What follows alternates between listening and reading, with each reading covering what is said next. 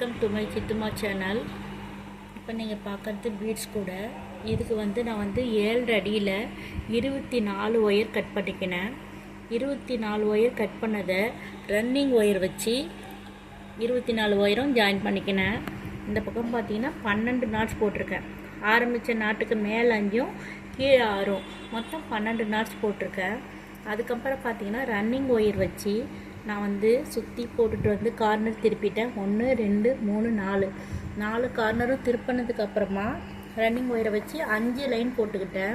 பார்த்தீங்கன்னா 1 2 3 4 5 லைன் போட்டதுக்கப்புறமா 2 நாட்டையும் சேர்த்து அதுலேருந்து வர ஒயர் எடுத்து ஒரு நாட் போட்டிருக்கேன். இங்கே பாருங்கள் 3 முக்கோணம் மாதிரி வரும். இதே மாதிரியே 2 நாட்டையும் சேர்த்து எல்லா பூவையும் நான் போட்டுட்டு வந்துட்டேன்.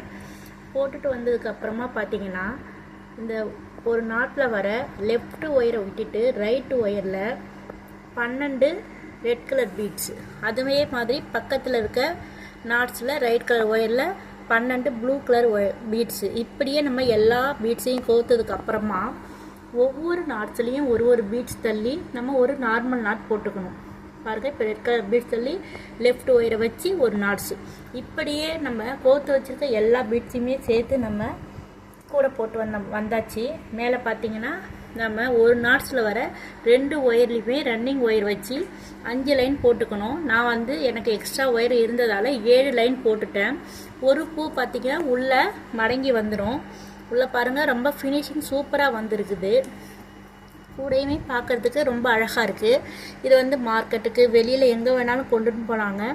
இந்த கூடை உங்களுக்கு பிடிச்சிருந்தால் லைக் பண்ணுங்கள், ஷேர் பண்ணுங்கள், மறக்காமல் சப்ஸ்கிரைப் பண்ணுங்கள்.